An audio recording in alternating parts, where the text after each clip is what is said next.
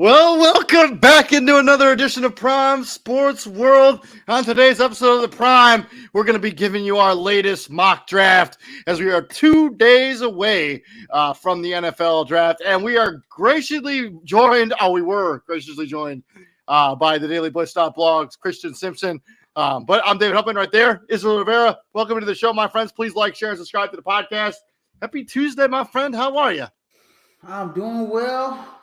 2 days away from the draft, man. Can't be more excited to see what's going to happen.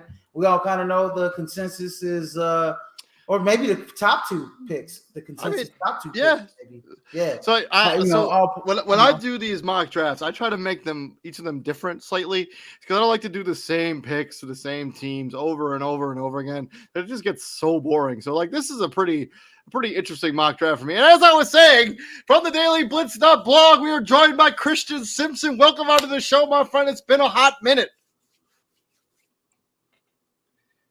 He's got technical difficulties over there. Christian, whenever Christian's ready to hop on the show, we'll be grace him with our picks. Let's start with our mock drafts. Please like, share, and subscribe, as I mentioned. Also, Izzy, exciting news. So you know how we go to the Kentucky Derby as a group, my friends, Andy and all them. Yes. So as a shot in the absolute dark, I applied for media credentials for the Kentucky Derby. I was like, no way I can get this. No way. And then they sent me an email today. I got media pass credentials for the Kentucky Derby. Oh, nice. And is this for your ABC? No, I'm just going as just me. Like I'm not. I work at. I do work at. CVS, I do work at. What is it? See, where do you work? CVS? I do work at CVS, but I just filed it as a report. I was like, I'll just send some video back to the station, and I'm just gonna go backstage and do backstage stuff. It's the last year we're going, so might as well. That'd be awesome, brother. That's gonna be awesome for you, man. So I'm really looking forward to it. It should be real cool. Christian, I don't know why you can't hear you can hear me, right? This is not even on right now. I know, you just sent a Facebook message, so if you pay attention to these things, you notice. But let's get right into it. Let's talk about the Chicago Bears. Obviously, they have the Carolina Panthers first pick. Let's just not waste a lot of time on this pick. Yeah, it's gonna be Caleb Williams. There's no way there's anybody else. Yeah, Caleb Williams, consensus number one pick here. I'll let Christian go. I gotta turn my spaghetti noodles over. Hold on 1 second here. Christian, welcome to the show from the Daily Blitz blog. It's been a minute since you've been on the show. We've had you on the show. You graced us with your presence. We love having you. Oh, man, I appreciate it. But after this, I'm going back on vacation. You ain't going to see me until September. It's all good, man. It's all good. But yeah, I know you dropped a couple mock drafts. How many mock drafts deep are you now? Is this your fourth mock draft? I believe 7. 7? Ooh. Ooh. And that just went live on dailyblitz.blog, I think on Friday, right? Or Thursday? Right? I can actually look. It was recent. That's all. Yeah. Pretty sure we talked about this. It was April 18th. Yeah. So last Thursday. Yeah, so when we talked about having you on the show, you were just about to publish your newest mock draft. So that's the one that we're going to be talking about today. I literally just finished the finishing touches on a mock draft as well. We're going to just skip the Bears unless you have somebody besides Caleb Williams go number 1 overall. Not at all. So let's talk about where the draft actually starts when it comes to number 2. And Christian, who do you got the Washington Commanders taking at number 2?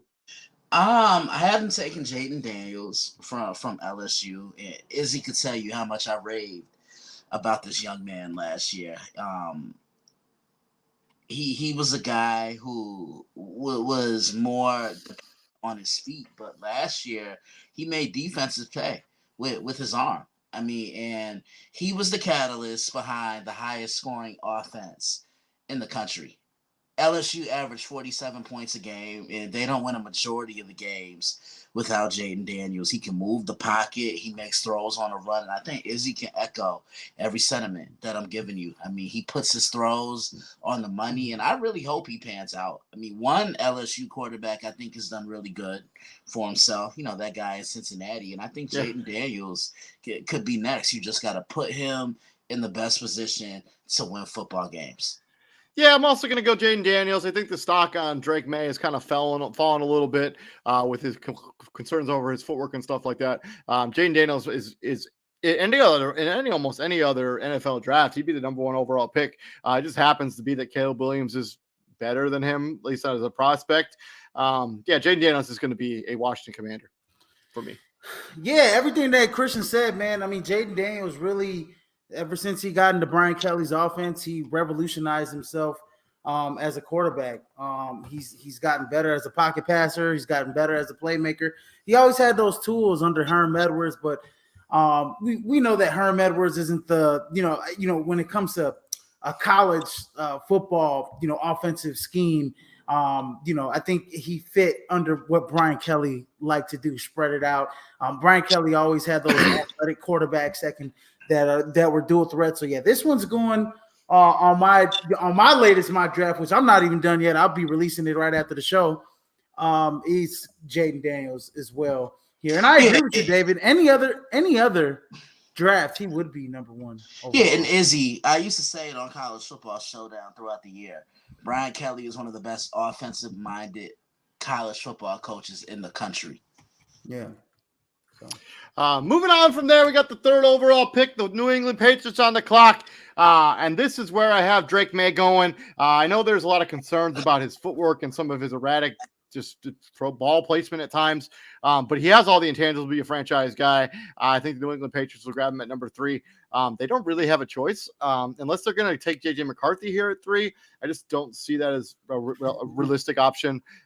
So I got Drake May going number 3 to the New England Patriots, which is a change up from my last mock draft where I had the Minnesota Vikings trading up to this spot and grabbing Drake May at 3. So Patriots I actually, if you don't remember, I think the last mock draft we didn't have trades, but the previous mock draft show that we did, I had Minnesota trading up to LA and grab. But I actually have them. I have Minnesota trading up to number 3 to grab Drake May right here.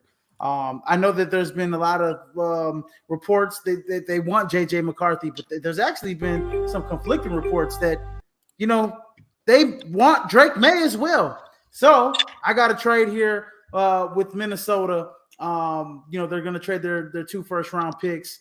I don't think that'll be enough. But it won't be enough. They're going to trade in. I'm still kind of configuring it out, but they'll trade another pick later on in the draft, probably like a swap or something, a 3rd or a 4th or something like that. Here to get that done. But all in all, Minnesota's going to trade about 3 or 4 picks just to move up and get this 3rd pick. And Izzy, what's everything I said about Drake May these last couple years since you and I have been doing College Football Showdown, which is coming back in the fall, by the way. Shameless plug. It wouldn't be me if I ain't drop a shameless plug, baby. Right. What did I say? North Carolina depended on him way too much, just like the Buffalo Bills depend on Josh Allen way too much. They expect Drake to do everything, be the leading rusher, be the leading passer. Yeah, and I think I have Drake May coming to New England as well. And I knew this was going to be the scenario for the Patriots once they hired Gerard Mayo as their new head coach. You have to realize, for everyone listening, when a new head coach comes in, he wants to do things his way. He wants to be able to develop his own quarterback. Drake May is about 6'3", 6'4", has a big arm, but you got to surround him with the weapons. And New England hadn't necessarily done that these last couple of years under Mac Jones. Like, okay, both of you, name a consistent number 1 receiver that Mac Jones had his entire time. I can't. And they still don't have one. I mean, I play fantasy football. I can't name it. This is Hunter Henry, I guess. And this is the reason why I think New England is the team that trades back in the draft to get all those draft picks, because they have so many holes that they need to figure out that they need to figure out placement for. I think getting a quarterback here I think getting the quarterback later is an option. Obviously, there'll be Michael Penix Jr. later on in the draft, Spencer Rattler later on in the draft. There will be guys that they can pick and mold as a because franchise quarterback. mean, on top of that, I mean, if they don't take a quarterback here, they're probably going to be in the same position next year. Right. I mean, I haven't looked at the draft class in 2025, but I mean, there isn't a Caleb Williams in that class yet that is really elevated his play to be like the surefire number one. But well next year would be like the Quinn Ewers draft and Cam Rising from Cam Utah. Rising, yeah, You know, I and think a bunch Cam of other guys. I think Cam Rising enters this year as the best pure passer in college football. And Izzy, we said it a lot during the fall, and we've even said it a couple times during the offseason. Cam Rising is playing. We're talking about Utah maybe winning the Pac-12 for the third consecutive year. Yeah. Next year's quarterback class isn't it's not as stacked, strong, and as deep. But we've been talking about this class for the last couple of seasons. Yeah. At least all the way to last season, right? So, but this next year's class won't be that deep. Moving on, you're from right, the David. New England Patriots, we got the Arizona Cardinals are on the clock, and Christian, I'll let you go first. Arizona. Hey, can I say it with you, Christian? Can you actually say it for me? I'm gonna say it with him. With the 4th overall pick, the Arizona Cardinals go and get Maserati and Marv. Yeah, Marvin Harrison Jr. He's talking about Marvin Harrison Jr. He is the son of one of the best wide receivers I've ever seen in a Hall of Famer in Marvin Harrison. I actually think he's the best player in this entire draft process. He's 6'4", has the wide catch radius. He stretches the field. He can go over the middle. He's a red zone threat. He can run the route tree. And what can't this kid do? And it didn't matter who his quarterback was. Yeah, Kyle McCord, he's a downgrade. No disrespect to him over CJ Stroud, but Marvin Harrison Jr. was still putting up numbers for Ohio State, and I think he's going to have that same success he had in college at the next level in the National Football League. This is where I have Minnesota trading up. I have them trading up with the Arizona. It's going to take both of their first-round picks this year and a first-round next year, and probably a third in the next year's draft. They come up here and they get J.J. McCarthy, kind of let him be the quarterback of the future there for the Minnesota Vikings. That's what I got Arizona doing. And they trade back and they collect extra assets because they desperately need them anyways. So, From the Cardinals, we got the Los Angeles Chargers on the clock, and it's my pick first. And since this guy just kind of fell into their lap, they run up to the board and they take Maserati Marv for the Chargers, pair him up with Justin Herbert and Joshua Palmer, Izzy. And they roll with those three guys as their wide receiver 1, 2, and 3. Chargers, go. I mean, you know what Jim Harbaugh wants to do. He wants to establish the run. He wants to build up that offensive line, but he also likes using the tight end. And Colston Loveland was a big part of what Michigan did last year on the run to their national championship. With the 5th overall pick, I had the Los Angeles Chargers taking Brock Bowers out of Georgia. I think he was one of the best non-quarterbacks in the country last year. Reminds me a lot of Jeremy Shockey. Quick, athletic, has that switch, can break in and out of routes, has that catch radius, can catch everything thrown to him. But it's what he does without the football that makes sense. He can block on the perimeter. He does a lot of the dirty work. In other words, he's an additional offensive lineman that can catch the football. And in the red zone, he was the best red zone threat in college football last year. You saw what Sam Laporta did for the Detroit Lions. I can see Brock Bowers having an impact on any offense he goes to, but I think Jim Harbaugh is going to allow this kid to be the safety valve for Justin Herbert.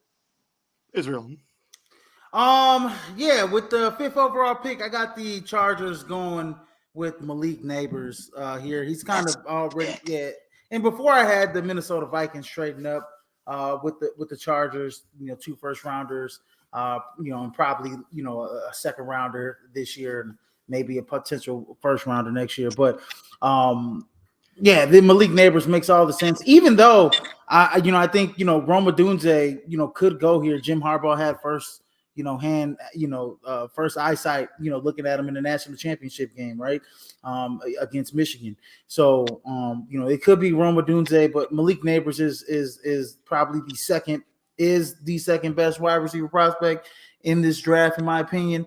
So they go and grab, Malik Neighbors. Not to mention Malik Neighbors and any other wide receiver draft class would be wide receiver one. That just happens to be a potentially generational type talent is wide receiver one in this draft class. Yeah, and you look at the overall landscape of this draft. There's always something. Oh, it's quarterback heavy. Oh, it's a lot of defensive prowess on the horizon. This draft has two things: offensive line and wide receiver. Mm-hmm. From there, pick number 6, Christian Simpson's New York Football Giants are on the clock. And Christian, I'll let you go first since this is your squad. They need Jesus. I'll just say that right now. But Jesus ain't walking through that door. Listen. The Giants need so much. They could go with an impact defender to team up with Kayvon Thibodeau and Dexter Lawrence, because Kayvon already controls one edge, one side of the defense, but the Giants struggle to get to the quarterback. Or you could go offense in this aspect. You need a guy who can give that offensive spark. And remember, the guy who was your best offensive player is now playing for the rival, the Philadelphia Eagles. He just jumped on the freeway and flew over to South Philly. With the 6th overall pick in the NFL draft, in the 2024 NFL draft, I had the Giants taking Rome Odunze from the University of Washington. And Izzy, I think you can back me up here. I thought Rome Odunze was one of the 3 best wide receivers in college football last year. Kind of cut from that Devontae Adams cloth. Phenomenal route runner. Knows how to free himself. Has that wiggle. Knows how to maneuver in space. And he was Michael Penix Jr.'s top target in safety blanket and safety valve for a reason. I mean, Washington had one of the best offenses in college football last year. And him and Jalen Pope. Him and Jalen McMillan. And, they just knew. It was almost like Washington, they were a run and gun. They love to turn games into track meets. And I think Rome Odunze is the type of player that Brian Daboll wants to work with. I'm sticking with the wide receiver position, but I'm going to a different prospect. I'm taking Malik Neighbors for the Giants. As long as they're going to continue to trot out Daniel Jones, they got to get him something that's a number 1 wide receiver. It's been a hot minute. Basically, since OBJ's been there, since they've had anyone that's considered a number 1. I will have them take Malik Neighbors going to the Giants at 6. Well, this is where, probably going to make Christian a little upset here. Maybe David might have some open eyes here, but I actually have the Giants kind of saying enough is enough. They've seen enough with Daniel Jones, and they go and trot out and go pick J.J. McCarthy out of University of Michigan. I can see it. At number 6.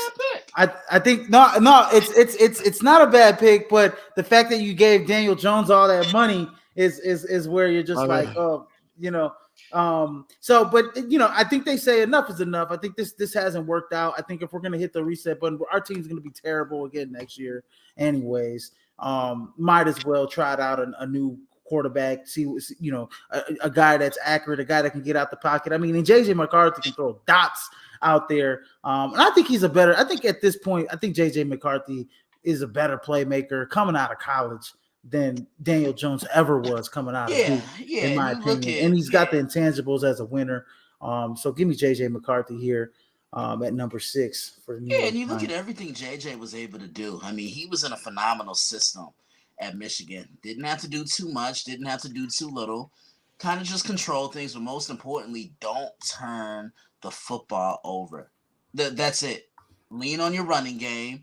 Don't turn the football over. Make a throw when the opportunity presents it to you.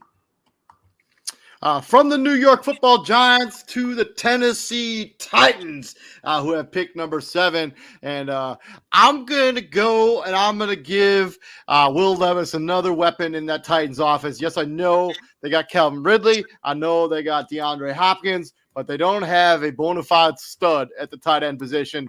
I'm going Brock Bowers is going to be a Tennessee Titan. Partner him up with Will Levis, that SEC connection. Brock Bowers going to the Titans in my mock draft, number 7. Not a bad pick. Izzy, you want to go next? Yeah, absolutely, man. Yeah, at number 7, I'm sticking to my guns here. They already have enough at in the wide receiver room. They got DeAndre Hopkins. They just got Calvin Ridley. They still have what's his face? Godly, the kid from was it Arkansas? What the heck is his name? Treylon Burks. Treylon Burks. Still got Treylon Burks. So they this is a team that had one of the worst offensive lines. So they tried out and get the best tackle in the draft, and Joe Alt here from Notre Dame to go ahead and protect that blind side. Yeah, I couldn't agree with Izzy anymore. When you have a young quarterback, you want to invest in your quarterback. You want to have the best protection around him. And Joe Alt is probably one of the 5 best prospects in this entire draft class. You talk about a guy who just plays with that nasty streak. That's what Joe does. He wants to pancake people. He can pull, has phenomenal footwork for a man his size. Scrappy hands, violent hands at that, and no one gets in the club when he is on the field, meaning he knows how to protect the quarterback. And I think the Titans have their next great offensive lineman for the next 10 to 15 years. Not to mention, he's probably the most athletic tackle in the draft. And that's the thing. Most of these offensive linemen now are more versatile than what you saw 15 and 20 years ago, because now as an offensive lineman, you got to be able to do multiple things. You got to be able to play inside as a guard, maybe even be a center if the opportunity presents itself. Man, want to talk about a draft? Hold on before we move on. Want to talk about a draft with versatility and a draft with athleticism across the board on the offensive line? This is the draft to be in. I think you'll have about 7 to 8 guys picked in the first round. I think that number might be low. Yeah, maybe it might be 10. You're right, David. It might be a little high. I mean, 1, 2, 3. You think about 4, 10, 5, maybe double digits, 6, double-digit offensive linemen across the board 7, in terms of 8, interior, because you got guys that are playing guard, that can play center, guys that can play center, that can be moved over to guard, and you got guys that are tackles that are athletic, that are large, and that can bend, and they do different things. Like a guy like Talise Fuaga, he may not be the best pass blocker, but he's the best run blocker in the draft, out of Oregon State. So moving on from there, let's talk about the Atlanta Falcons as they are now on the clock. Christian, who do you got the Falcons taking here at number 8? The Falcons can go in a plethora of different ways. You can go and you can get a quarterback, because Kirk Cousins is just a rental and a bookmark at this point. He's at the tail end of his career. You can draft a quarterback here. But one thing I noticed about Atlanta these last couple of years, they struggle to get to the quarterback. And in this instance right here, I have them taking Dallas Turner from Alabama. He went from being the guy playing alongside Will Anderson to being the guy in Tuscaloosa under Nick Saban last year. Reminds me so much of a guy that the football world lost entirely too soon, and that's Derek Thomas. Violent hands, scrappy. He knows how to get to where he wants and when he wants. They built this defense around him, and with Raheem Morris now running things in Atlanta as the head coach, he's gonna groom this young man up. I'm going defense too with the Atlanta Falcons, but they've always kind of been looking for a guy to replace Calais Campbell ever since he kind of left that team. I'm going Byron Murphy II, the defensive tackle out of Texas. I think he's just going to be a really good 3 technique for the Falcons. Give me Byron Murphy, Falcons. Mm-hmm. Is he? Okay. Sorry about that, guys. Yeah, with this pick, I'm sticking to my guns as well. I would like for them to have an interior defensive lineman. I really thought about Johnny Newton here, but I just can't fathom in that war room that Dallas Turner is still going to be on the board and the Atlanta Falcons pass him up. I'm going Dallas Turner, the edge out of Alabama. You can't never have too many edges in the league, and I mean this guy is a double-digit sack season, for 10 plus years waiting to happen, in my opinion. So Dallas Turner going to the Falcons here. He fits really nice in their system as well. To pick number 9 and the Chicago Bears again on the clock. Izzy, I'll let you go first.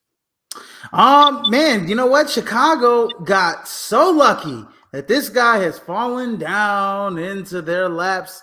And yes, this pick is Roma Dunze out of Washington, wide receiver for the Chicago Bears. He just completes a triple head monster there that's going to be in Chicago. You're going to have Caleb Williams. You're going to have, Roma Dunze. You're going to have DJ Moore, and you're going to have Keenan Allen as well to throw the ball to, along with Cole Kmet, Gerald Everett. The list goes on and on with playmakers that are going to be in Chicago this season. So Roma Dunze, he's just a big play threat. You can put him on the outside. You can put DJ Moore in the slot. You can put Roma Dunze in the slot. He can play either or. Outside of you can actually put Keenan Allen in the slot because Keenan Allen plays a lot in the slot. Probably one of the better bigger slot receivers. In the NFL that doesn't get talked about as much because he's so big. This Bears team is going to be loaded with talent next season. That's not a bad pick. It's really not. But when I look at the Bears, another issue they had, just like the Atlanta Falcons, struggling to get to the quarterback. And yeah, they fixed some of it with Montez Sweat, right? Like Montez kind of gave them a little bit of a boost, but I don't think Matt Eberflus has really grown his own defensive guy. And this is where I think I'm going to try my hardest to pronounce his name, the kid from UCLA. Latu. Yeah. He's 6'5". He's 265 pounds and has the speed of a running back. That's how quick and that's how electric he is. And not to mention, look at all the guys you're going to have to play in the division 2 times a year. You got to play Jordan Love 2 times a year. You got to play Jared Goff 2 times a year. The Lions like to run the football. Latu is also really good when it comes to stuffing the run and plugging up those lanes. Yeah, I got another trade in my mock draft, and this is the last one. I have the Indianapolis Colts trading up to number 9 as Joel Alt has just fallen all the way to 9 in my mock draft. The Bears pick up some future draft capital that they definitely need. They pick up a second in this draft. They pick up a second in next year's draft. They allows them to move up to number 9, and they take Joel Alt, offensive tackle out of Notre Dame. They've needed an offensive lineman there for the Indianapolis Colts to be the left tackle there. Joel Alt is a plug-and-play guy for a Colts team that expects to make the playoffs next year. Not a bad pick. That's not bad. I actually like that they move back, get some more draft capital. Yeah. Man, shit. If Joe Alt's there, I would really, if I was a Bears fan, I'd beg the Bears to pick him. But moving to the outside of the top 10 now as we move a little bit quicker through this mock draft. Let's talk about the New York Football Jets. And what do you got the New York Jets doing as they expect Aaron Rodgers to be returning from that Achilles tear? Izzy, I'll let you go first. I got the New York Jets going to get the tight end of the future. I know they probably would have needed a wide receiver to go along, in that wide receiver room here. But Brock Bowers is still there in my mock draft. I got them going Brock Bowers. He's going to be Aaron Rodgers and him are just going to be magic. And I think from his rookie season, to whatever, Brock Bowers is going to be a top 7 to top 10 tight end in the league. Possibly top 5, maybe be the best tight end at some point in his career when Travis Kelce's retired. Man, the Jets can go in so many different ways. And let me just say, around this time last year, there was a buzz after the Jets acquired Aaron Rodgers from the Green Bay Packers. A year later, you really don't hear that buzz. I just think they just want the guy to play. Yeah, it wasn't his fault. 11 seconds and he tears his Achilles. They need another wide receiver. I had them taking Malik Neighbors from LSU. This was Jaden Daniels' go-to guy for a reason. I thought he was the best all-around wide receiver in the SEC last year. Ran over the middle, made those catches in traffic. Anytime Jaden needed that target to catch the ball and make a play on third down, this was the guy that he targeted. I think his future is tremendously bright, and I think he's going to be one of the very best in the league for years to come. I'm gonna go. I'm gonna go wide receiver 2 for the New York Jets. I'm gonna go Roma Dunze as Malik Neighbors is off my board. I think they need somebody to complement Garrett Wilson. Roma Dunze should be able to do that fairly easily for the Jets as they try to build around Aaron Rodgers, at least for next season. Who knows what the future holds beyond that season. To the Minnesota Vikings at number 11. But me and Izzy both have had the Minnesota Vikings trade out of this spot. This is now the Arizona Cardinals for me. And I have the Arizona Cardinals taking Teron Arnold, quarterback out of Alabama. Major need there as they never really replaced Patrick Peterson there for the Arizona Cardinals. Terrion Arnold gets to be the latest guy to take a stab at it. They need to do something in that defensive backfield in the NFC West. So, Terrion Arnold, quarterback, first off the board at 11. Yeah, this is going to be the New England Patriots here picking, as they move back in the draft. So with the 11th pick, they're going to get, probably the second best tackle in the draft, and Olu Fashanu out of Penn State. Here, like I said, they have a lot of needs. Offensive line is one of them. Go get you a bookend tackle there to sew up your line a little bit. So yeah, Olu Fashanu going to the Patriots here. Christian, you just lost to Mill Hunter. You got to be able to set that edge. I have Minnesota taking Jared Verse from Florida State. I was comparing this kid a lot to Kayvon Thibodeau. 6'5", just a tremendous motor. I mean, this kid's motor is always revved up. Has an electric first step, and that's what you need as an edge guy. Was that tone setter for the Florida State Seminoles, and I think he could do that for the Minnesota Vikings as well, because the Vikings defense was absolutely atrocious last year.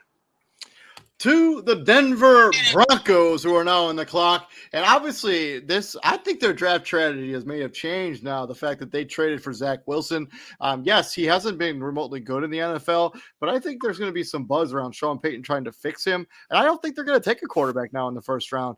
Dallas Turner's here for the Denver Broncos. They've never replaced Von Miller. They never replaced Bradley Chubb. Dallas Turner would be a steal kind of at 12. We got Denver going defensive edge. Dallas Turner for the Denver Broncos. That Zach Wilson trade is very head-scratching to me, by the way. So, Izzy. Where are we at? We're at number 12. Oh yeah, this is an easy one. They're going Bo Nix here at number 12. Man, he's been linked to them all draft. I got him. I have him on all three. I think 2 of my mock drafts. He's going to be on my latest one as well. But yeah, they've just fallen in love with Bo Nix. And he'll be the next quarterback for the Denver Broncos. Christian. Yeah, I'm going quarterback as well for the Denver Broncos. Something has to get right because it's truly been a rotating carousel of quarterbacks since Peyton Manning retired. You know, they tried Joe Flacco.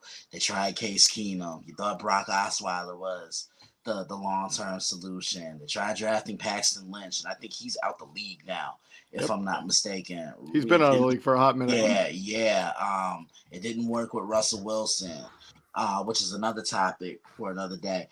This is where I think J.J. McCarthy drops to the Broncos. I have him going at number 12. And look, like I said, they don't need him to be Superman. They just need him to just stay within his box, control things, hand the ball off, but most importantly, do not turn the football over. Sean Payton gets his quarterbacks room. From the Denver Broncos, staying in the AFC West, we got the Las Vegas Raiders who are on the clock. Christian, what do you got Las Vegas doing here with your mock? I have them going defense. I have them taking Terrion Arnold from the University of Alabama. I think he's the best all-around corner in this draft. And Alabama's put out some pretty good corners the last couple years in the draft. You look at Pat Surtain II. He was one. And I know there's others, but we'll be here all day. Malik Humphrey. Marlon Humphrey, too. Yeah. You know, you can talk about Alabama as a potential underrated DBU. Yeah. If you want to be realistic, but when I look at Terrion Arnold, man, it's his awareness. First, he was known as a zone guy, but now he can play man and he can play zone. He's physical at the line of scrimmage. You're going to have to earn your route and you're going to have to earn your yards going up against Terrion Arnold. And he's a ball hawk. as well. He sniffs the ball out. He stops the run. He's always hovering around that line of scrimmage. I'm going also defense for the Las Vegas Raiders. I'm going Johnny Newton for the tackle out of Illinois. I think he's a good complement to what they already have. Max Crosby, the real hole stuffer there should free up Max Crosby to have a little more single coverage there. Johnny Newton going to the Las Vegas Raiders. Izzy. Yeah, I got the Raiders going the offensive tackle here with Talise Fuaga, the best run blocker in my opinion in that draft right here at tackle. He just fits that nasty profile that the Raiders should be known for. But yeah, he if this is a guy that he played in a running system at Oregon State. I think and he's underrated as a pass blocker as well. So yeah, give me Talise Fuaga to the Vegas Raiders. To the New Orleans Saints, who are now on the clock at pick number 14. Izzy, I'll let you go first with the New Orleans Saints. Yeah, this is where Byron Murphy comes off my board. I know I got him falling in drafts going all the way down to 19 with LA, but I don't think the New Orleans Saints they're gonna need some depth at the line position. I know they need some depth at tackle as well. But Byron Murphy's a talent that they can't pass up on. And looking at the rest of the tackles, I mean, I know they're looking at J.C. Latham, Troy Fontenot, but those guys don't really stand out like a Byron Murphy does from the University of Texas. So Saints go with Byron Murphy here. I do have them addressing tackle. I think Ryan Ramczyk may not play next season, and Tyler Penning has not really worked out on the other side. I got them taking Olu Fashanu, offensive tackle out of Penn State. Just a mammoth human being. Should be a plug-and-play starter from day one. Yeah, Olu Fashanu truly is a grown-ass man, if I say so myself. Man, baby. Oh, look, I'm in alignment with David here. The Saints have so many holes on that offensive line. I haven't taken Talise Fuaga. I think from Oregon State, he's going to provide a nastiness and a mean streak, and he's going to bring that physical nature to a Saints offensive line that was deemed pretty soft last year. They were beat up in the trenches, and sometimes it just takes that one guy to come in and have an impact. Think of Tristan Wirfs and the impact he had on Tampa Bay when he was drafted. I could see Talise Fuaga having that same type of impact on the Saints offensive line. From the New Orleans Saints, from the NFC South into the AFC South with the Indianapolis Colts. But in my mock draft, this is now the Chicago Bears. And the Chicago Bears take Jackson Powers Johnson, versatile offensive lineman. I know they lost Cody Whitehair in the free agency, released him. So they need somebody to play center. They also need people that can play guard either side. Jackson Powers Johnson can play all of those positions on the offensive line. He's a plug-and-play day one starter at center. Probably should be a 10-year veteran playing for the Chicago Bears. Jackson Powers Johnson goes to the Bears at 15. They probably got their next Olin Kreutz over there, David. Yeah, maybe. One can hope. One can hope. But right here, I still have the Indianapolis Colts picking, and they go and get the best, most sound corner in the draft, and that's Terrion Arnold out of the University of Alabama. Great size, good instincts. Has good ball skills, great ball skills. Terrion Arnold going to the Colts. I'm sticking with the same theme of the Colts getting a defensive back, because the Texans, they're coming. They're gonna be there. I mean, they have weapons galore now. You don't know what you're gonna get from Jacksonville, right? And Tennessee, they have some weapons too. I have the Colts going Quinyon Mitchell out of Toledo. And I remember a game he recorded 4 interceptions. You don't see that nowadays. You see guys deflecting the ball. You see guys shutting down one side of the field. But this guy plays with an offensive mind on the defensive side of the ball. Because when that ball hits his hands, he wants 6. He's a read and react corner. He plays off, and then he attacks. He reads the route, then he cuts in for the football. And he just always finds his way to the ball. I mean, look. He picked off 4 passes, and I'm not doing this to throw a dig, but those 4 interceptions, he He did against Northern Illinois. Just saying. Well, we haven't been good in like 5 years, so Yeah, it's that's fine. true. We were good. Fine. We went to a bowl game last year. Be quiet, David. Please. Moving on. We did. We went to a bowl game. We had a good I season do. last year. I do love me some action, but moving on to swinging into the NFC West, Seattle Seahawks. Christian. Man, Seattle can go in a plethora of different ways. It's a new regime now. Mike McDonald is now the head coach. Pete Carroll has officially stepped down. Man, Seattle had some issues on that offensive line. And I think a kid that played his football in Washington, he's going to play for the hometown team. I'm talking Troy Fattanu from Washington. A big reason why Michael Penix Jr. was one of the least sacked quarterbacks in college football last year. He's a plug-in guy. He can play left tackle. He can play right tackle. He can play either guard position. So I think that versatility is really going to come in handy for the Seattle Seahawks. Yeah, I'm going to go defensive side of the ball for the Seattle Seahawks. I think Jared Verse, for all the reasons that Christian said earlier, just a versatile edge rusher, to generate some pass rusher. You're going to need that in the NFC West, given the offenses in that division. So Jared Verse goes to the Seattle Seahawks. Izzy. I actually got them going edge. I got them going Latu from UCLA here. Seattle, is gonna need another edge there on that defense that I don't know what the numbers are, but I believe they were probably top 15 or so and getting after the quarterback. But yeah, Latu adds a different dynamic. He was one of the leaders in the nation in sacks, led the Pac-12 in sacks. I think he had 13 and a half sacks on the season. Latu is my guy here. You can stand him up, you can put his hand in the ground. He's very versatile. Edge out of UCLA. Swinging into the AFC South with the Jacksonville Jaguars on the clock, and I have them addressing their secondary as something they desperately need to do, given the weapons that are going to be trotting out there for the rest of the teams in their division, especially the Texans. I got them taking Quinyon Mitchell. Quinyon Mitchell, defensive back out of Toledo. Get that Maxion in Jacksonville. Christian. I'm agreeing with you, David. They do need to address their secondary, but I have them taking Enos Rakestraw from Missouri, a taller corner, again, with that range. And that's the theme now. A lot of these cornerbacks coming into the league, they're bigger than what we're accustomed to seeing. You know what I'm saying? Like long arms, being able to go stride for stride and step for step with a lot of these quicker and bigger possession receivers. And man, the AFC South is loading up with weapons. You see what Houston's done already. You have Nico Collins. You have Tank Dell. You acquired Stephon Diggs from the Buffalo Bills. I just mentioned the Titans a couple of minutes ago when we were picking them for the Indianapolis Colts. And I wouldn't be surprised if Jacksonville did go wide receiver, but I think they address that defensive side of the ball. Izzy.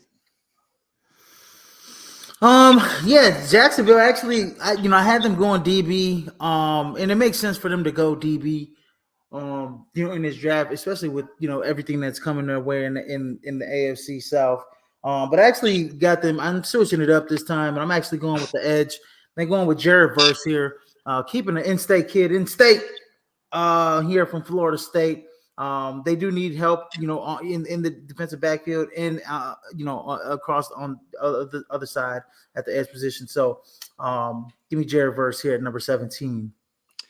Moving on from there, we got the Cincinnati Bengals who are currently on the clock, and I'll let Christian go first with the Cincinnati Bengals. Man, they could go offensive line here because that just seems to be the issue with them. Joe Burrow is running for his life and he's getting hit in that pocket, or you can address that defensive line, which I think they do. You lost DJ Reader. Go get Byron Murphy from Texas, man. I love this kid and everything he brings to the table and everything he brought to the table for the Texas Longhorns. You talk about a guy, again, versatility is key in today's football. You got to be able to do more than one thing. Yeah, he can play inside, but I think Texas used them outside, if I'm not mistaken, too, Izzy. They used them outside.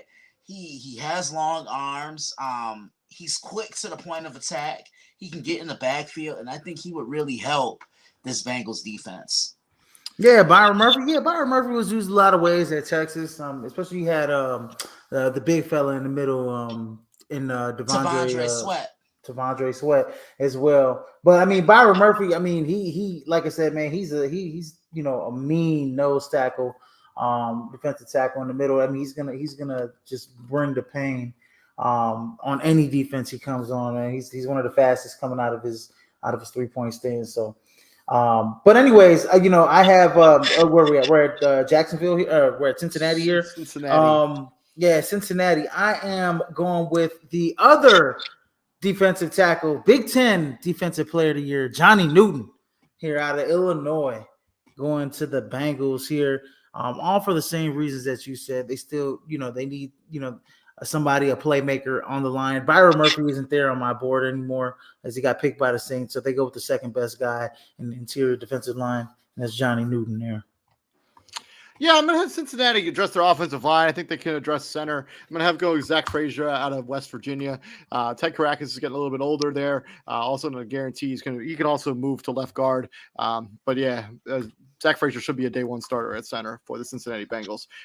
Have a similar impact as Creed Humphrey or the kid that is on the Ravens right now. His name is escaping me right now, but Tyler, was it? Badash? No, the guy who's on the Baltimore Ravens right now, Linderbaum, Tyler Linderbaum. Sorry, Tyler Linderbaum. Okay. Yeah. Moving on from there, let's talk about the Los Angeles Rams. I have them addressing their secondary as they go with Kool-Aid McKinstry, defensive back out of Alabama. Basically, get your Jalen Ramsey replacement because all of the defensive tackles you could take at this point are all off this board. So Zach Frazier or Kool-Aid McKinstry is a Ram. Is he? Actually, exactly what you said, man. All the defensive tackles are taken, or the good ones, at least the two that they had on their radar. So they actually go with the get some more depth on the offensive line, especially at tackle. They could use it. So I got them going J.C. Latham out of Alabama here for the Los Angeles Rams at number 19. Christian. All right, I'm with you guys. We're going defense for the Rams, and it's going to take a collective effort to replace a future Hall of Famer in Aaron Donald. And y'all know my rule. You better have game. If you have two first names, it's only right. I have the Rams taking an edge by the name of Darius Robinson from the University of Missouri. He has one of the best swim moves I've seen since the Dwight Freeney days. And we knew how lethal Dwight Freeney was when he played. Your boy C. Simpson here had a nice swim move back in his playing days. We ain't gonna talk about all that. But he got whatever he wanted when he wanted for a Missouri defense that wasn't the greatest. He was only he was the one shining star on this defense. I think he can help this Rams defense, and most importantly, it's just another piece of young talent on a young defensive core for the Rams. Moving on from Los Angeles, we're going to swing into the Steel City with the Pittsburgh Steelers on the clock at pick number 20. Izzy, who do you got them taking here at 20? I think his mic up. Yeah. So yeah, at number 20, I got the Pittsburgh Steelers. Hold on, I'm pulling up my draft. I'll just jump in right first now. real quick. You can bounce back in. I'm going Brian Thomas Jr., wide receiver out of LSU, going to the Pittsburgh Steelers. Deontay Johnson got traded in this offseason, so needs somebody to be a complement to George Pickens. It will be Brian Thomas Jr. Izzy. Well, damn. Okay, Brian Thomas Jr. Way to cut in front of me, David. Anyway, sorry, dude. I got yeah, no, it was my computer was lagging. Anyways, I got them going Quinyon Mitchell here.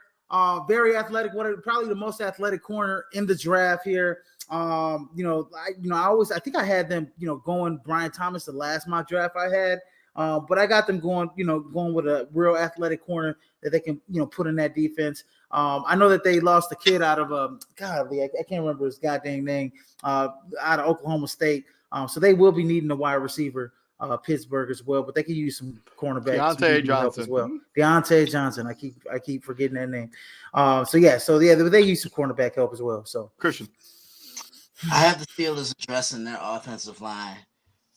With this pick, I like the Steelers to take Olu Fashanu from Penn State. You talk about someone, number one, he's a massive man. Like, seriously. Two, excellent in pass blocking, great at making pancakes and run blocking. And Russell Wilson at this point, he's too old to be running for his life. You see him really trying to establish himself a little bit more in the pocket. And I think Fashanu comes in. And again, we're talking about tone setters. That just seems to be the theme with a lot of these offensive linemen in this draft. To the Miami Dolphins. Izzy, who do you got the Miami Dolphins taking with their first round pick as they try to rebuild this roster because they lost a lot of players in free agency this going around? Oh, with Miami, I got them going with Graham Burton, tackle out of Duke. Here, he can play him inside. You can play him at guard or tackle, but mostly tackle. Get some more depth on the offensive line there for Miami, but I got him going with Graham Burton there. Christian. I have the Dolphins addressing the offensive line as well, and I have them taking J.C. Latham from Alabama. You talk about a guy who's plug and play. That's J.C. Latham. That's the definition of J.C. Latham right there. Just physical, aggressive. And you're going to need to bring your breakfast, lunch, and dinner pail going up against him because it's going to be a war for all 60 minutes. And every time I watch Jalen Milroe step back into that pocket, his blind side was always protected, and I think he can provide that for Tua as well.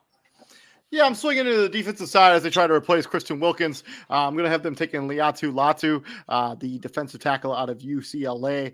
As long as he can stay healthy, he should be a 10-year veteran there for the Miami Dolphins, giving them consistent pressure from the interior that they desperately need to try to replace. From there, we got the Philadelphia Eagles on the clock, and I'm having Philadelphia address defensive back, and I'm going Cooper DeJean, defensive back out of Iowa. He is not a safety. He will be a corner at the next level. Look for him to play a lot of nickel, at least in that first season. Christian. Man, God, where can you start with the Eagles? You can go defensive line. Remember, they lost some key pieces this year to retirement. Fletcher Cox isn't going to be there, but that's why they drafted Jalen Carter. The writing, I think, was on the wall right then and there. You lost Jason Kelsey to retirement, one of the greatest centers ever. You could go defensive backfield because their secondary really struggled, especially down the stretch when everything was starting to spiral out of control. You saw a lot of teams truly attacking them with the deep passing game. I have the Philadelphia Eagles taking Nate Wiggins. I think this is the fast out of Clemson. He's the fastest corner in this draft. Quickness doesn't even begin to define what this kid can do. Just always at that point of attack.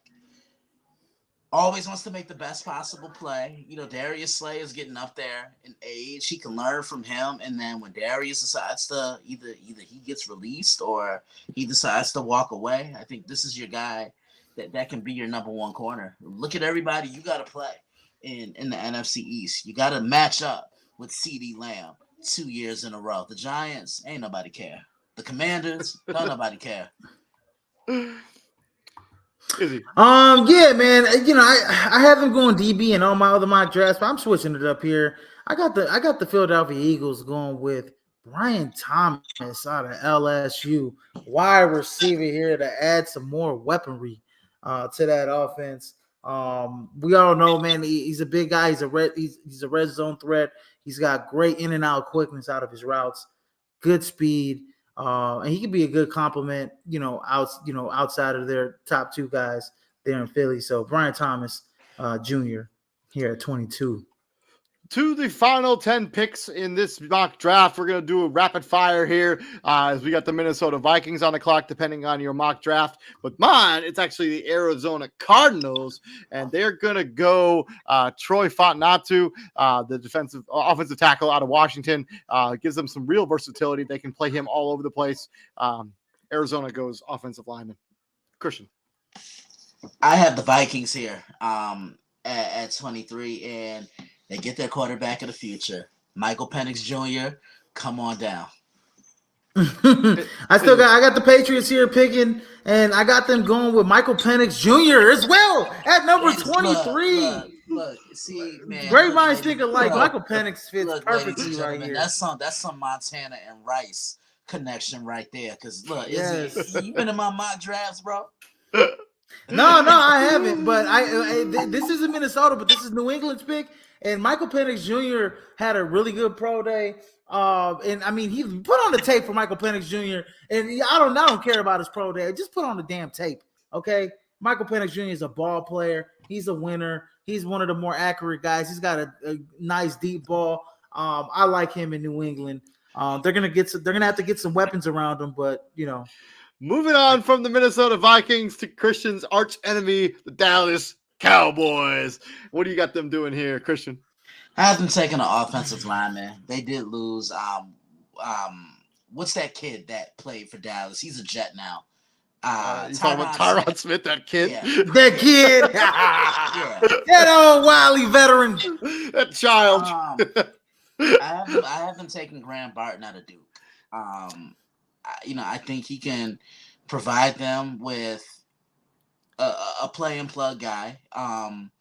Just a guy who doesn't let anybody get past him. The Eagles like to rush the passer, so I think that's why they're gonna get him. They're gonna get some type of offensive lineman to keep Dak upright and on his feet. If you saw what Izzy's Green Bay Packers did to Dallas in January, that tells you all that you need to know, man. I'm also going to go offensive line. I'm going to go into Talise Fuiaga, offensive tackle out of Oregon State. Dallas Cowboys are a better football team when they can run the football. Fuiaga is probably the best run blocking offensive tackle in this draft, even though I don't know who the running back's going to be. But I guess that's a problem for future Dallas Cowboy problem.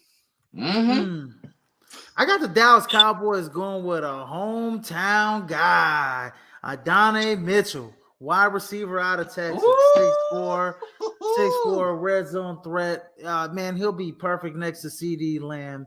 They're gonna need some more weaponry there as they're looking at the NFC. Man, I mean the NFC is starting to hold in the shape. Chicago, they won against Green Bay, obviously. San Francisco, Detroit, all those teams high power are gonna have some high powered offenses. They got to keep up. Donnie Mitchell is gonna be a solid threat for them in Big D. To the Green Bay Packers. And Izzy, since this is your squad, let you go first. I haven't switched up at all with this kid. I'm going Peyton Wilson, best middle linebacker in the draft here out of North Carolina State. We all know Devondre Campbell is a one-year rental. They released him. He's a one-year rental in San Francisco. They're going to need another interior linebacker, inside linebacker. Give me Peyton Wilson. I'm not concerned about the injuries that he's had. He's a solid player, great range, big, physical, prototypical middle linebacker. I'm also going Peyton Wilson for the Green Bay Packers. Christian. I have the Packers going offensive line. Invest in that young man, Jordan Love. I have them taking Tyler Guyton out of Oklahoma. From the Green Bay Packers to that other Bay team, the Tampa Bay Buccaneers. And I have them dressing defensive back as they traded, what's-his-name, to the Lions. So they get Nate Wiggins, the cornerback out of Clemson. Many people could argue it could be a little bit of a steal here at 26. But Nate Wiggins goes to the Tampa Bay Buccaneers. Izzy. This guy actually fell down to number 26. I got Jackson Powers Johnson going to the Tampa Bay Buccaneers, center out of Oregon. Christian. I have the Tampa Bay Buccaneers addressing their defensive backfield. Outside of Antoine Winfield Jr. last year, who was that other guy that really stood out to you guys? You can't name them because there wasn't one. I have the Buccaneers taking Kool-Aid, McKinstry. I love his instincts to the football. He has a tremendous nose to the ball. He keeps his eyes on the quarterback. He knows how to track the ball as well. I think this kid played some wide receiver before he made that transition to cornerback because he knows how to run routes, but he doesn't mind getting that jersey dirty either. He loves stepping into the box and playing the run and making tackles in the open field. I remember that game a couple of years ago. Alabama versus Texas, and him making a big time tackle on Bijan Robinson. Moving on from Tampa Bay, we're going to swing into the Arizona Cardinals. Obviously, this trade came over from the Houston Texans as part of the Will Anderson trade last year. Izzy, who do you got the Arizona Cardinals taking with what mine would be their third first-round pick in this year's first round pick? Yeah. So they got the Arizona Cardinals sticking with another interior offensive lineman. They're probably hoping Jackson Powers Johnson fell to him, but they go with the second best guy, and that's Zach Frazier out of West Virginia. You can play him at center, you can play him at guard, either or. They're going to have needs there in Arizona. So real safe pick here with Zach Frazier, in my opinion. Christian. I have the Arizona Cardinals taking a young man by the name of T.J. Tampa from Iowa State, and this kid has it all. He's long, he's a willing tackler, great speed, decent ball skills. He's tenacious. He's physical, most importantly, and that's what I think the Arizona Cardinals need. They need that guy who can come in and lay the hammer. Pretty much every defense has that. Seattle had that with Cam Chancellor. The Eagles had it all those years with Brian Dawkins, who's now a Hall of Famer. I think T.J. Tampa can provide that for Arizona, but it would be just absolutely. And he's got a great football name too, like T.J. Tampa. Listen, man, he brings the wood too, man. Exactly. I mean, you can play him at big nickel. I think he'll project well as a safety though. Christian, like a strong safety, in my opinion. He has that range. Is he? He has that skill set. And I just think it would be absolutely ironic if he ended up on the Buccaneers. I mean, this how legendary would this be, David? I mean, this is for the Cardinals, but no, I'm just saying, wouldn't it be? Oh yeah, it'd be incredible. It'd be incredible. Yeah. I'm going to go wide receiver because they missed out on Maserati Marvin with trading out of the fourth overall pick. I think they go Adonai Mitchell here, wide receiver out of Texas. And this is a pretty good draft haul for them. They get a wide receiver, they get an offensive line, and then they also get a cornerback in the first round. Something they can really build around. So kudos to Arizona if they works out that way. What did in my mock draft? To the Buffalo Bills, who have had a rough offseason as they lost both their starting safeties. They also lost some depth on their offensive line. They also lost Stephon Diggs. But I have them going J.C. Latham, who is just still here on my board. He's the best offensive lineman still available. He's a plug-and-play starter, either right or left tackle. Buffalo needs a better offensive line as it is. Buffalo goes J.C. Latham. Christian.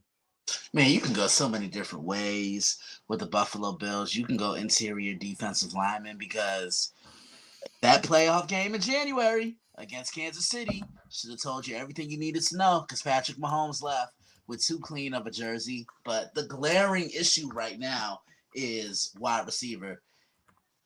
Curtis Samuel really doesn't scare me. Khalil Shakir, I think, could be good because he has the most chemistry with Josh Allen. But I think I like the Buffalo Bills to draft Adonai Mitchell here from Texas. He's 6'4". He's a possession receiver. This is the type of guy that Josh Allen needs.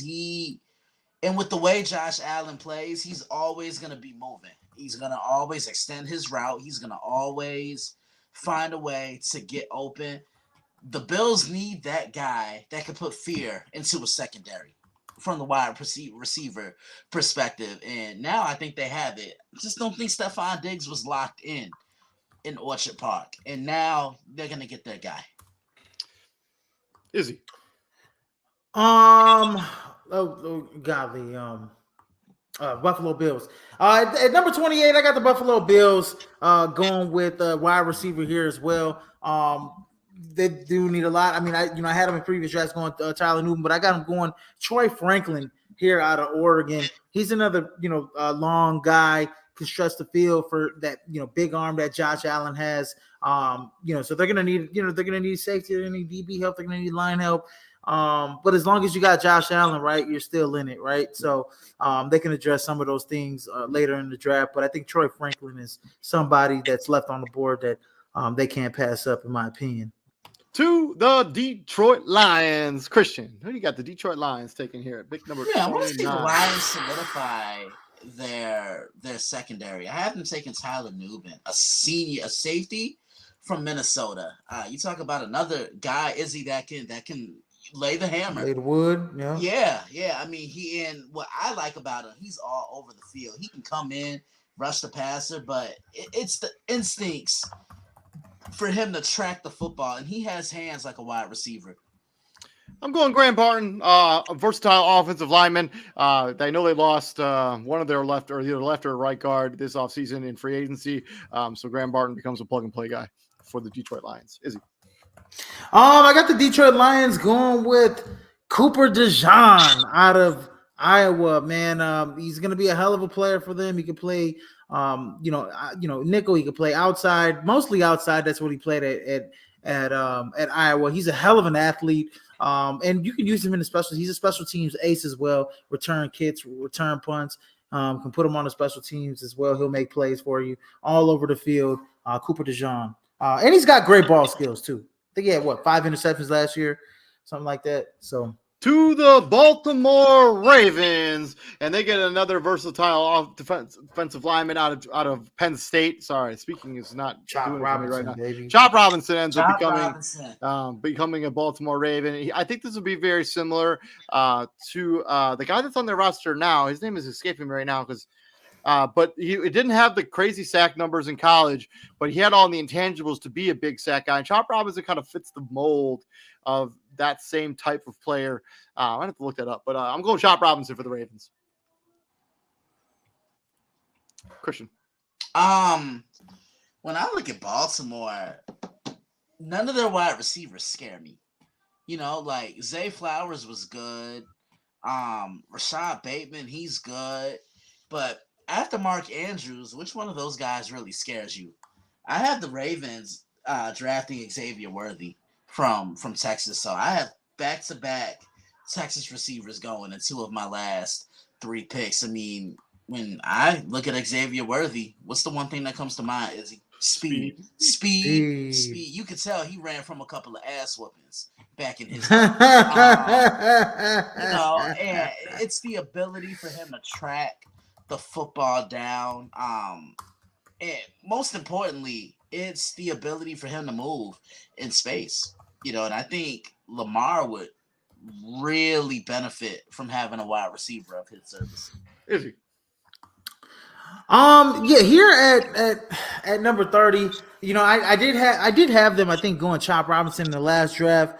But since this guy's still on the board, I got Troy Fontenot, tackle out of Washington, going to the Baltimore Ravens. Add some depth on that offensive line. Especially, since Baltimore, what's their identity? They love to run the football. That's their identity first. And get a guy like Troy Fontenot, who's a hell of a run blocker, one of the best run blockers in the draft. This is a guy that could, great value pick here, real safe pick in my opinion. Here in the later part of the draft. To pick number 31, and the San Francisco 49ers are on the clock. Also, shout out to Spencer B, who's watching us on YouTube. Said, y'all streams made my day. I love y'all. We love you too, Spencer B. Thank you very much for checking us out at Prime Sports World. Please like, share, and subscribe to the podcast as we bring you guys daily content. Swinging into San Francisco, and man, they just get this guy falling into their lap. The way my board worked out here, Amarius Mims becomes a San Francisco 49er, another massive human being to learn from another massive human being. Trent Williams, arguably the best offensive tackle in the league. Amarius Mims becomes the future 49er and maybe heir apparent to Trent Williams. Izzy? Yeah, man. At number 30, at number 31, San Francisco, they're gonna need some depth in the defensive backfield. And who other than the go-to one? Probably the smartest guy, probably highest football IQ of all the DBs, and that's Kool-Aid McKinstry. He's still on my board here at Alabama. Started from the time he was a true freshman there at Alabama. Not a lot of guys can say that under Nick Saban, but Kool-Aid McKinstry sure as hell can. And they're gonna need, and it's a team that doesn't have many holes. So you're just kind of like, the rich are getting richer here with Kool-Aid McKinstry, and a guy like Amarius Mims, who's he's kind of like a project guy too, like David was saying, he can learn under Trent Williams, but you can't go wrong here. Just adding depth to different positions for the San Francisco 49ers. You said it best, Izzy. Trent Williams, he's going to be 36 years old coming into this year. We don't know how much longer he has, and he's a future Hall of Famer. Go and get your potential replacement for him. I have the 49ers taking Jackson Powers Johnson out of Oregon. To the final pick of the first round, Kansas City Chiefs, reigning, defending Super Bowl champions on the clock. Christian, who do you got the Kansas City Chiefs taking here? With the final pick in the first round. The Chiefs can go offensive line because the left side of that offensive line was absolutely horrible. And they did lose. They did lose Donovan Smith too. Yep, they did. Who wasn't good last season? I don't remember, but yeah, who cares? You could go wide receiver because you don't know what's going to happen with Rashee Rice this year. He could be playing longest yard football if he goes to jail. Absolutely. But I have the Chiefs addressing their defense. I think they're going to continue to build on to that defense. You saw how good it was last year. And I think they want to continue that trend. I have them taking Johnny Newton out of Illinois. I think he's going to be incredible playing alongside Chris Jones. You can have Chris Jones play on the edge more now. You can put Johnny on the inside. Yeah, Donovan Smith hasn't signed with anybody, but I'm going to have them address their offensive line. Tyler Guyton is still here from Oklahoma. I think he's the best offensive line prospect left on my big board. So I'll have them go Tyler Guyton from the Kansas City Chiefs. Izzy. Yeah, I actually have them going with offensive line, but nobody that you mentioned, David, or you, Christian. I know you went Tyler Guyton, but this guy's been kind of rising up draft boards. Jordan Morgan, out of Arizona, tackle there. I think that he's got a lot of good athleticism, and he's a good pass blocker. If you guys don't, Arizona had a hell of a bounce back year last year. They were one of the better teams in the Pac-12. They shocked the hell out of me. Either they had one of the better quarterback wide receiver duos there, and Jordan Morgan was a big piece and keeping those guys upright. So Jordan Morgan's a guy that I think the Kansas City Chiefs should look at. He's a great pass blocker, in my opinion, or can be a great pass blocker at the next level.